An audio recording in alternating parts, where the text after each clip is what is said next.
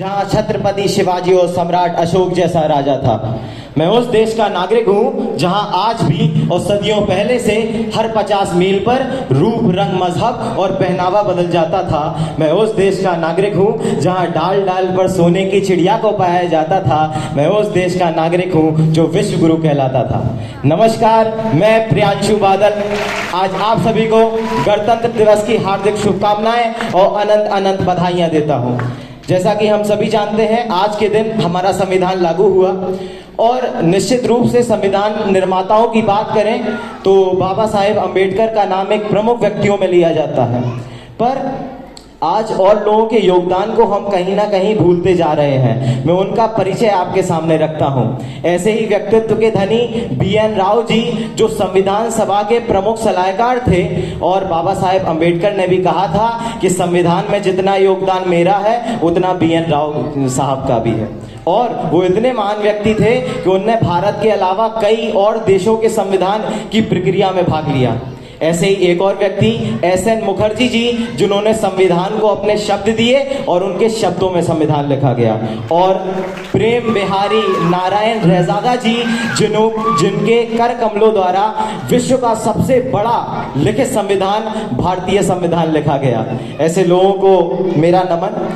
और आज कहीं ना कहीं हमें जागरूक होने की जरूरत है और जिज्ञासा ही जागरूकता की पराकाष्ठा है। आज हमें जिज्ञासु होने की जरूरत है, चीजों को जानने की जरूरत है, क्योंकि जागरूकता की कमी से ही जिन चीजों को हमारी सहायता के लिए बनाया गया था, आज देश का जनसमूह से डर रहा है। पुलिस जैसे संगठन जिन्हें हमारी जागरूकता के लिए बनाया गया था, आज देश का समूह से डर रहा है। और जागरूकता की कमी ही भ्रष्टाचार को बढ़ावा देती है। आज जब इंसान जागरूक नहीं होता है तो भ्रष्टाचार का रास्ता जो है अपनाता है। तो आज हमें जिज्ञासा की जरूरत है, क्योंकि जिज्ञासा मतलब जानने की इच्छा ही जागरूकता प्रकट करती है, और वह जागरूकता हमें एक संवैधानिक शक्तिशाली व्यक्ति बनाती है, और शक्ति का शोषण नहीं किया जा सकता। इसलिए जागरूक बने, एक शक्तिशाली व्यक्ति बने। और एक बहुत प्रमुख सवाल उठता है कि क्या आज हम सच में जो है स्वतंत्र हैं? हमने अपने देश से अंग्रेजों को तो भगाया, लेकिन शायद हम अंग्रेजियत भगाना भूल गए। मेरी किताबों में तो लिखा है कि आज देश का जनसमूह मॉडर्नाइजेशन को वेस्टर्नाइजेशन से जोड़ रहा है। वेस्टर्नाइजेशन को मॉडर्नाइजेशन समझता है कि जो पश्चिम करता है वही श्रेष्ठ है। लेकिन आज हमें अपनी संस्कृति पर गर्व करने की आवश्यकता है। आज जो सरस्वती जी हैं, आज वसंत पंचमी का त्योहार है, उसकी आप सभी को अनंत अनंत बधाइयाँ। और कल मैं सरस्वती वंदना जो है पढ़ रहा था। सरस्वती वंदना में लिखा क्या है कि हे हंस वाहिनी ज्ञान दायिनी, अम्ब विमल मति दे, जग सिरमौर बनाए भारत, बल विक्रम बल दे। मतलब हमारी संस्कृति में भी हमारा राष्ट्र छुपा हुआ है। तो संस्कृति और राष्ट्र अभिन्न अंग है, इन्हें अलग अलग नहीं किया जा सकता। हमारी राष्ट्र से ही हमारी संस्कृति है और संस्कृति से ही हमारा राष्ट्र है। इसीलिए मैं कहता हूं आजादी अभी अधूरी है, कैसे उल्लास मनाऊं मैं, थोड़े दिन की मजबूरी है। दिन दूर नहीं खंडित भारत को पुनः अखंड बनाएंगे। दिन दूर नहीं खंडित भारत को पुनः अखंड बनाएंगे। गिलगित से गारो पर्वत तक आजादी पर्व मनाएंगे।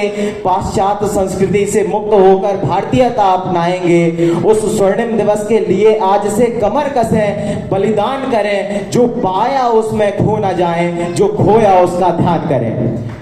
और आज विशेष रूप से भारतीय सेना का भी मैं बहुत बहुत आभार व्यक्त करना चाहूँगा।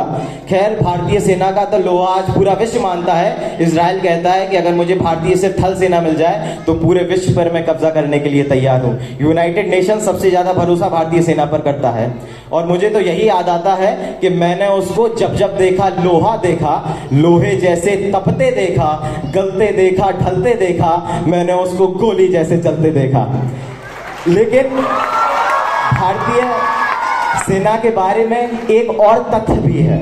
भारत, बांग्लादेश, पाकिस्तान तीनों एक ही खंड से 3 देश बने आधुनिक भारत में। बाकी दोनों देशों में, चाहे वो पाकिस्तान हो या बांग्लादेश हो, सेना की तानाशाही रही है। लेकिन मैं भारतीय सेना का आभार व्यक्त करना चाहूंगा कि कभी भी उन्होंने सत्ता के लोभ में ना आकर अपने भारत के संविधान के प्रति सच्ची श्रद्धा रखी, उसकी गरिमा को बनाए रखा। इसका श्रेय निश्चित रूप से भारतीय सेना को जाता है।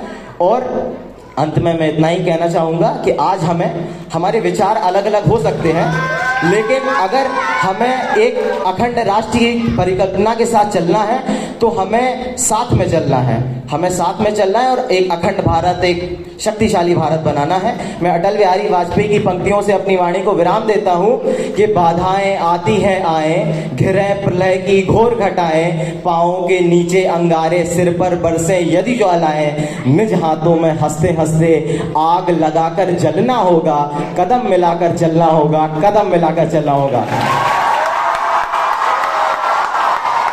आप सभी ने बड़े धैर्य से सुना, आपका आभार, नमस्कार, धन्यवाद, जय हिंद, जय भारत, वंदे मातरम।